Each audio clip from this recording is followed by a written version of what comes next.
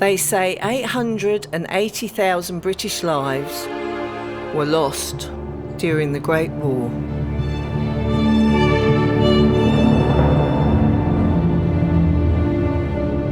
"35 of them came from Langford, here in Bedfordshire. And our son Ernest was one of them.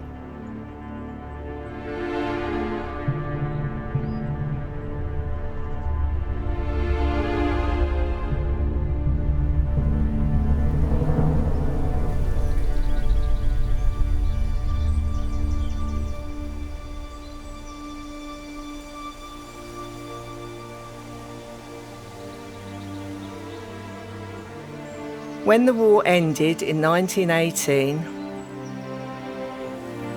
they built a memorial down in the church grounds.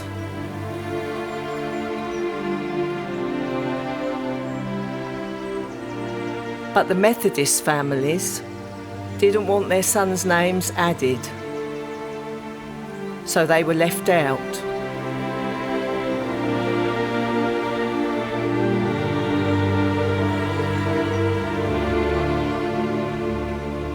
A few years later, they built a second one down on the high street.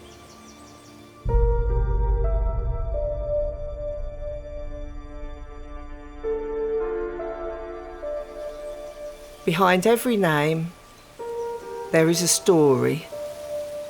Many are lost forever. But our son Ernest, well, he wasn't alone the day he died. By his side was Richard Eaton, a good friend and comrade. Richard was ever so kind and took the time to write us a letter which described in great detail our son's final days.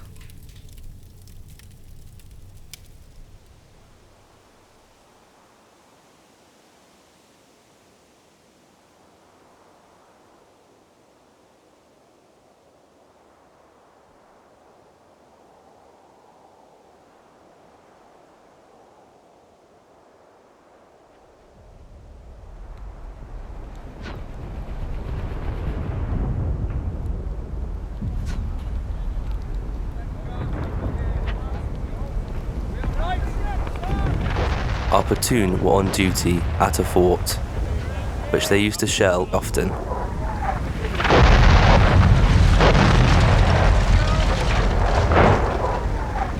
Ernest was in my section, and only the day before there was a man wounded whom we wanted to get to the dressing station.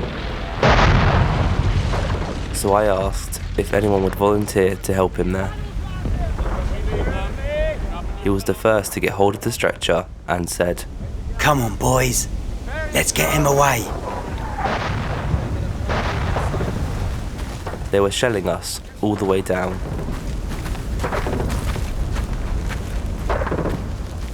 But he was very brave, and we got the man there safely.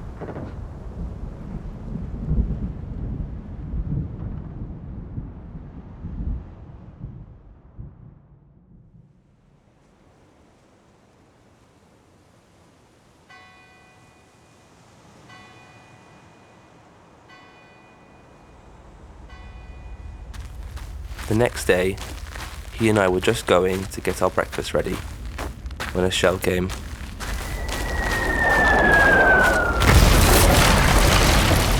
And a bit came right through the top and cut a fella named Overton's leg off.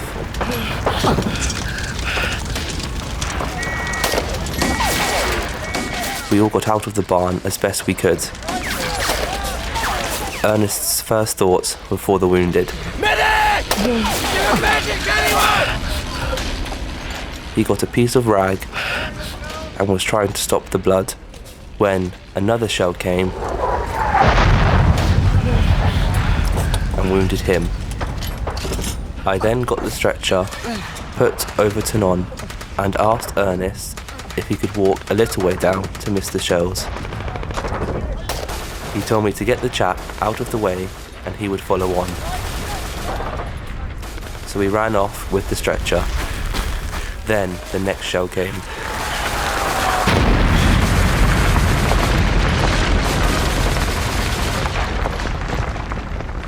I am afraid he could not get up quite quick enough. An officer came round and found him unconscious. He ran and got more help and a stretcher to get him up to the dressing room, where I next saw him. But he was too far gone to speak.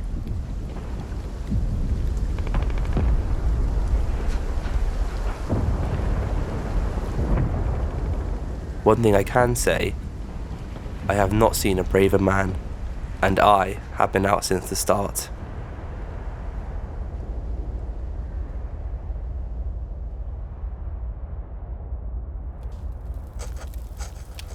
If all goes well, I hope to get a few days leave.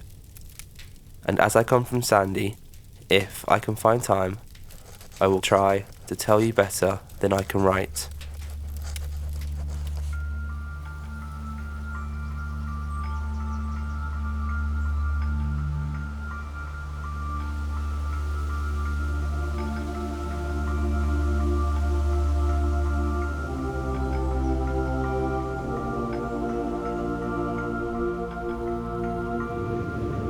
Ernest was only with us a little time, but he made a good name for himself and was well liked by us all.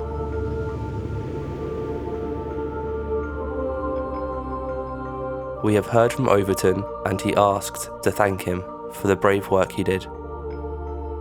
Myself and the platoon greatly sympathise with you in your loss. Yours sincerely, Richard Eaton.